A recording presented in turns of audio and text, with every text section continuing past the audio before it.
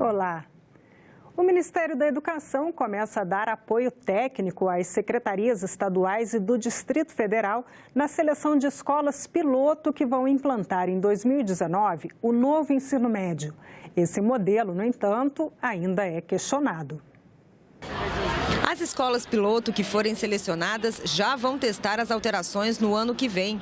Elas devem identificar os elementos que facilitam e dificultam a implementação do novo modelo. As mudanças devem estar totalmente implementadas em 2022. A reforma do ensino médio foi criada em 2016 por uma medida provisória e se tornou lei em fevereiro de 2017. Ela vai flexibilizar parte do conteúdo que será ensinado aos alunos. A carga horária vai passar de 800 horas anuais para 1.000, divididas em 200 dias letivos.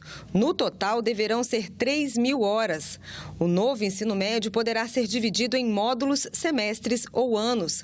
1.800 horas serão destinadas às disciplinas da Base Nacional Comum Curricular, a BNCC, que ainda está sendo elaborada. Nas outras 1.200 horas, os estudantes poderão escolher entre 5 itinerários formativos: linguagens, matemática, ciências da natureza, ciências humanas e sociais e formação técnica profissional. As escolas têm a obrigação de oferecer pelo menos 2 itinerários formativos. Para o coordenador geral do ensino médio, as mudanças vão permitir aos alunos aprofundar suas habilidades e competências. Sou professor de escola pública, eu vi que o ensino médio, dia após dia, matava as habilidades e competências dos nossos estudantes. Por isso a evasão é alta. Os jovens que querem ir para a área de artes. E aí na escola tem uma aula, tem jovens que querem já testar fazer aplicativos e quer mexer com robótica, mas que não é do interesse também de todos, mas que aqueles que quiserem, a gente vai ter que fazer um avanço muito grande. A reforma vai contar com 250 milhões de dólares do Banco Mundial, que, em parceria com o governo, vai financiar as mudanças no ensino médio. O projeto ele aloca recursos, mas ele também traz a experiência do banco na implementação de reformas para realmente assegurar que a reforma seja bem implementada e possa trazer os resultados que a gente espera. Mas o novo ensino médio se tornou alvo de protestos em todo o país. Grupos de educadores e estudantes argumentam que não foram ouvidos durante a elaboração da reforma. Além disso, reclamam que a Base Nacional Comum Curricular ainda não foi definida pelo Conselho Nacional de Educação. O ex-presidente da comissão do Conselho que analisa a base curricular, em entrevista a um programa da TV Senado, defendeu a revogação da lei do novo ensino médio. A finalidade de defender essa proposta de revogar a lei e rejeitar a proposta oferecida pelo MEC de Base Nacional Comum Curricular é uma proposta que tem a finalidade de aumentar o debate. As ocupações que aconteceram em vários lugares do Brasil, ocupações de escola, elas foram feitas por estudantes que tinham um grito principal: quero ser ouvido. O Brasil fez uma reforma do ensino médio, disse inclusive que essa reforma só entraria em prática depois de aprovada a base, ou seja, eu definir que ensino médio é que nós vamos ter, sem ter uma base, para depois definir a base. Essa base vai ser base para quê?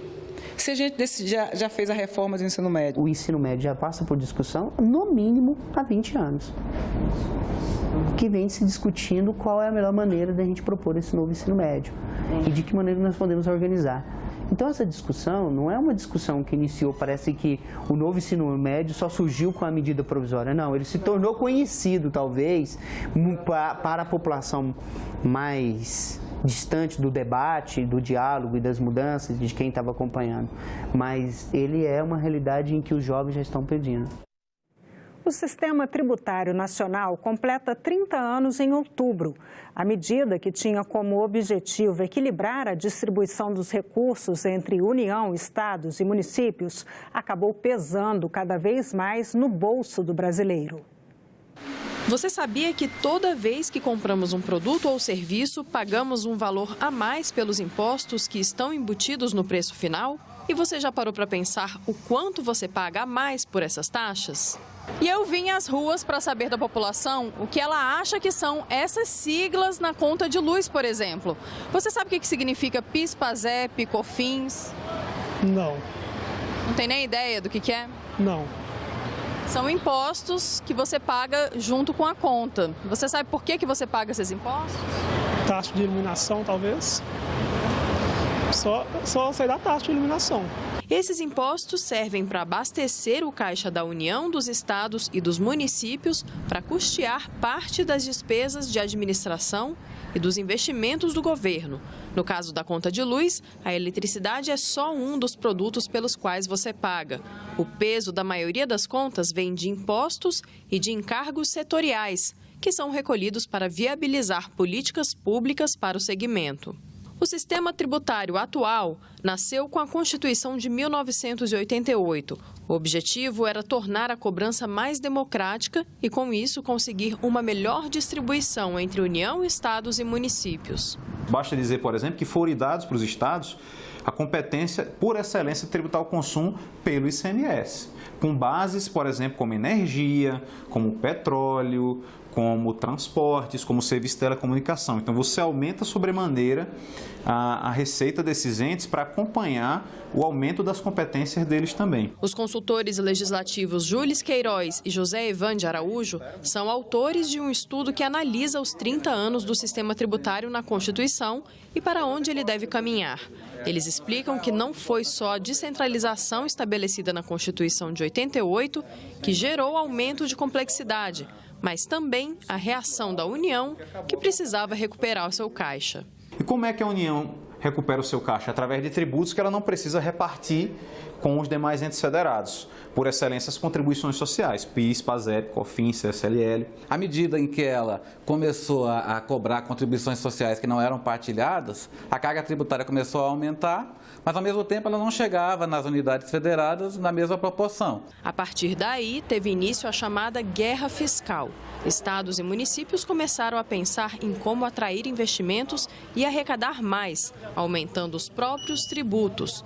Essa ação gerou uma das mais altas cargas tributárias do mundo. Cada estado começa a oferecer mais benefícios para trazer indústrias para o seu território, em detrimento de outros territórios. E aí o outro território, o outro estado reage e assim o sistema tributário vai ficando cada vez mais caótico, mais complexo. De acordo com os especialistas, o quadro não progrediu como esperado, o que gerou outras deficiências, como a regressividade tributária. Cobrar mais de quem ganha menos e gastar mais com quem ganha mais. O Brasil faz esse tipo de escolha, que a gente chama de matriz tributária brasileira. O professor aponta algumas soluções práticas para tornar a cobrança dos tributos mais igualitária, como deixar de taxar alimentos que fazem parte da cesta básica do brasileiro e aumentar o número de faixas de cobrança do imposto de renda. Se a gente deslocar a arrecadação da tributação sobre consumo e aumentar maior a tributação sobre a renda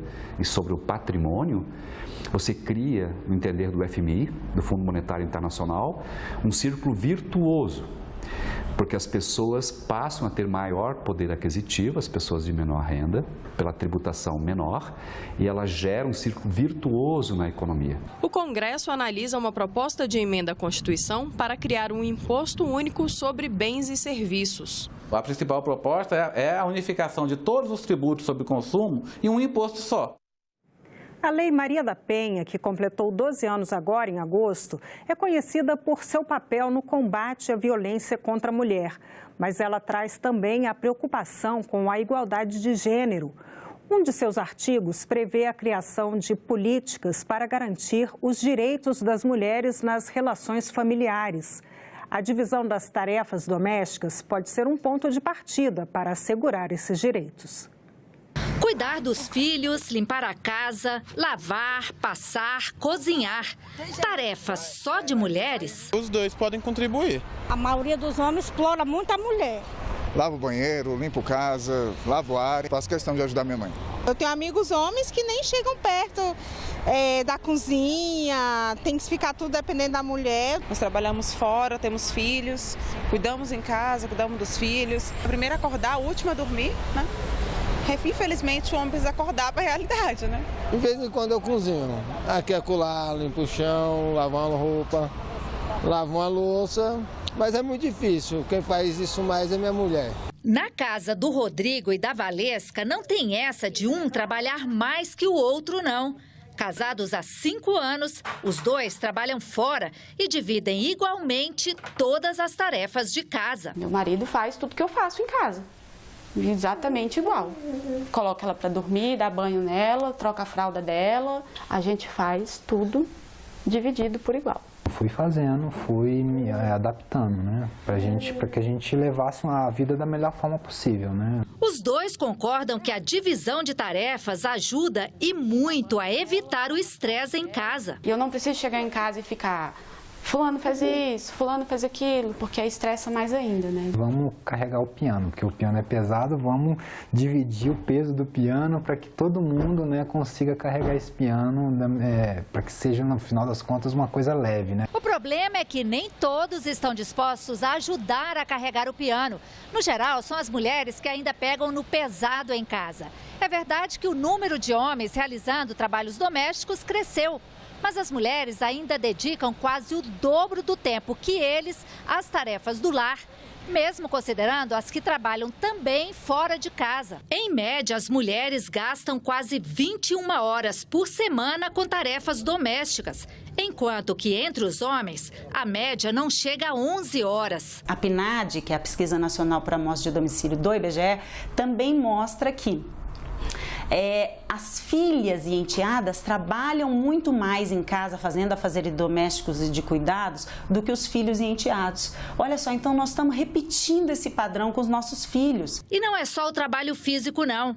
Pesa sobre as mulheres uma outra responsabilidade. É o que a cartunista francesa Emma chama de carga mental. As tirinhas publicadas no Facebook dela e traduzidas no Brasil viralizaram em vários países do mundo, principalmente porque mostram o peso invisível que as mulheres carregam de gerir as tarefas, ou seja, o peso de pensar o que precisa ser feito. Carga mental excessiva que adoeceu a Lidiana, que nós mostramos ao lado do marido no início dessa reportagem. Ela tem 3 filhos homens. Paulo, faz isso. Erickson, faz aquilo. Luciano vai lavar o banheiro. Então, eu fico mais estressada se eu ficar pedindo para eles. Eu prefiro fazer logo. E o estresse, ele causa muita coisa na gente. A gente se estressa muito rápido e adoece, entendeu? Eu, quando eu estava trabalhando e fazia as coisas dentro de casa, eu tive depressão em cima do pânico. A história de, meu companheiro me ajuda em casa, né? Eu tenho um companheiro que me ajuda. A ajuda é a desresponsabilização, né? Aquela outra pessoa que compartilha com você daquele ambiente familiar, ela precisa se responsabilizar por um número X, né, de tarefas. Eu vejo as minhas outras colegas, fulano não ajuda, fulano não faz nada, fulano fica só assistindo. E algumas amigas até falam, né, traz o Rodrigo para conversar com fulano, quem sabe, né, ele ajuda. O projeto Desafios da Nação, do Instituto de Pesquisa Econômica Aplicada, busca acelerar o crescimento sustentável do Brasil com um plano estratégico para triplicar nossa capacidade produtiva e também aumentar nossa inserção global. O Senado Notícias recebe o presidente do IPEA, Ernesto Lozardo, para conversar sobre o assunto. Professor, eu queria agradecer a sua presença aqui no nosso estúdio, né? É a oportunidade da gente falar desse programa Desafios da Nação. Nós estamos aqui em período eleitoral, mudança de governo, várias questões emergem e preocupam o cidadão sobre os rumos da nossa nação. Então, eu pergunto ao senhor como é que esse programa pode municiar o cidadão comum de informações, que tipo de conclusão vocês chegaram com essas pesquisas e o que motivou, né, a criação desse programa? Obrigado pela oportunidade. O Desafio da Nação é um projeto de Estado, não é de governo. E nós, assim que eu vim para o IPEA, eu vim com uma preocupação já do lado acadêmico, tanto a pesquisa, estudos, que o Brasil há anos, né, há quase 40 anos ou mais, ele carece de uma estratégia de desenvolvimento, né? E o mundo mudou muito nesses 40 anos e o Brasil continua sem nenhuma estratégia de inserção global. Então, minha primeira preocupação foi como ter um plano de desenvolvimento estratégico de Estado que assegurasse algumas coisas fundamentais. Primeiro, um objetivo claro, como eu triplicar a produtividade da produção nacional. né? Como triplicar a capacidade produtiva brasileira em termos de produtividade. Primeiro ponto. Nossa produtividade hoje está em termos de 0,5%. Então, o objetivo é ir para 1,5% nos próximos 20 ou 25 anos, do que nós chamamos de produtividade dos fatores de produção, capital, trabalho, tecnologia. Só para a gente ter uma noção, é meio... O senhor falou... 0,5%. 0,5%. É. Isso comparativamente com outros países, como é que... Baixíssimo. Muito baixo, baixíssimo, né? A Coreia é 5 vezes mais que isso. O Chile é mais do que nós, quase o dobro. O México também. Nós estamos no atraso tecnológico, no atraso institucional. E tudo isso tem uma razão de ser. Qual é? O Estado passou a ter a prerrogativa dele ser o vetor do crescimento. Isso está errado. Quando a gente fala em vetor do crescimento, isso já vem desde os militares, que o Estado é o vetor do crescimento. Então a sociedade olha para o Estado e fala, é o Estado que vai me prover tudo que eu quero. E qual seria o papel ideal do Estado? Ele ser o articulador do desenvolvimento, não o vetor. Ele não seria o agente que promove o desenvolvimento, ele cria articula condições. Com a sociedade, com o seu produtivo, com o demais, a forma de desenvolver. Em sendo vetor, quer dizer o seguinte, e alguns partidos pensam assim aqui no Brasil ainda, ser vetor significa o seguinte, o Estado dá o direcionamento do desenvolvimento. O que quer dizer isto? Mais impostos, mais dívida, mais gasto fiscal. Quer dizer, o crescimento se dá pelos gastos fiscais, quando o indivíduo vem ser dado ou ser feito pelo mercado de capitais. Quer dizer, acho que quem tem recurso de longo prazo e com maior eficiência alocativa é o mercado de capitais brasileiro e internacional. Agora, essa é uma questão que gera debate aqui no país, né? Esse papel do Estado, né? O debate é natural. Pelo seguinte, nós estamos viciados. Quando você está viciado a se alimentar com uma certa proteína, mudar de proteína, você questiona aquela proteína. Por que dessa proteína nova? Ou por que desse novo medicamento? Por que desse novo cardápio? E o senhor acha que é nesse momento que o país está? Isso é estar num cheque, estar em cheque com os seus paradigmas e valores? Eu acho que ainda não. Ainda a sociedade e acho que as classes políticas não entendeu a importância da globalização. Não é? Então, nós não temos nenhuma estratégia clara de inserção no economia global. O Brasil tem muito mais receitas protecionistas do que receitas de participação da economia global. Como um país desfrutar do progresso mundial, não. Como eu assegurar o meu mercado interno. Esse é um erro que se plantou na década de 50 no Brasil e está até hoje. Nós estamos atrasados por uma opção. Não por vocação, por opção. E aí essa pesquisa, esse trabalho que o IPEA apresenta, vem justamente municiar, é isso? Municiar quem vai gerir esse país de um outro viés, uma outra perspectiva? Perfeito. Esse trabalho de Vida Nação foi coordenado pelo IPEA, concebido pelo IPEA, mas feito em conjunto com a sociedade. Vários pesquisadores, educadores, especialistas em áreas que nós não temos nem todos os nossos profissionais, ou temos poucos, fizeram com a sociedade. Então, são 17 itens que nós cobrimos nesse primeiro trabalho, que tem um objetivo claro. Então, o objetivo é como triplicar a nossa produtividade. E o que é a importância dele, que foi uma preocupação da diretoria do IPEA? Diagnóstico nós já temos de muitos diagnósticos. Quais são as proposições? Todos os capítulos, a riqueza deles são as proposições que possam triplicar, de fato, a produtividade nacional nos próximos 20 ou 25 anos. Então, é assim, é um manual, é uma coletânea de ideias viáveis, muito bem discutidas do ponto de vista teórico e acadêmico e com o setor empresarial, que pode, de fato, dar uma virada no Brasil.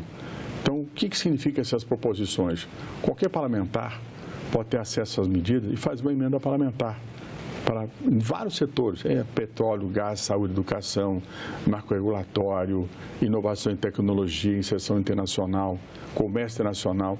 São vários capítulos com inúmeras propostas. A riqueza do trabalho está no ponto propositivo, não necessariamente no diagnóstico, que é importante. Então, além disso, eu digo o seguinte, esse trabalho, como disse, tem esse propósito de duplicar a produtividade, mas com inserção da sociedade, dobrando a renda per capita brasileira, desenvolver ou apropriar tecnologias cruciais para o nosso desenvolvimento. Isso é o arcabouço do projeto. Mas a produtividade em si, ela não garante o crescimento econômico. Ela não garante. Se você não assegurar a produtividade, ela se desfaz. Então, o segundo relatório diz respeito à segurança do desenvolvimento. Ele tem uma riqueza enorme. É meramente sim, foi uma comparação. Você tem um profissional, uma formação, um médico, né, com alta capacitação no que ele faz, e ele vai trabalhar numa região do país que os hospitais sequer têm esparadrapo. Ele não funciona, entendeu? Então, ele tem que ter toda a infraestrutura ao redor dele que assegure a sua produtividade, que ele possa dar o melhor de si na sua função na questão da saúde pública. Desculpa interromper o senhor, mas tem uma questão em relação a isso. Esse trabalho do IPEA, nesse exemplo prático que o senhor dá, como é que ele atua? Ele sugere maneiras de administrar esse recurso em relação à saúde, ele orienta esse médico. Como é que esse trabalho do IPEA atua nessa hora, nesse exemplo prático? Então, por exemplo, o tema central do segundo relatório é a segurança. Né? Então, a segurança não quer dizer a segurança de que possa me garantir que aquele médico ele possa desenvolver a sua atividade da melhor forma possível. Então, isso envolve em política de saúde pública está lá. Que assegure os recursos para, por exemplo, que a parceria público-privada não seja concorrencial, mas sejam complementares.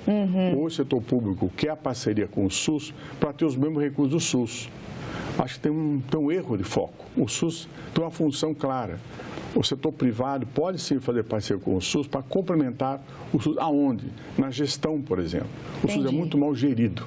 O setor privado tem uma capacidade muito forte na gestão dos recursos, na alocação dos programas do SUS, por exemplo.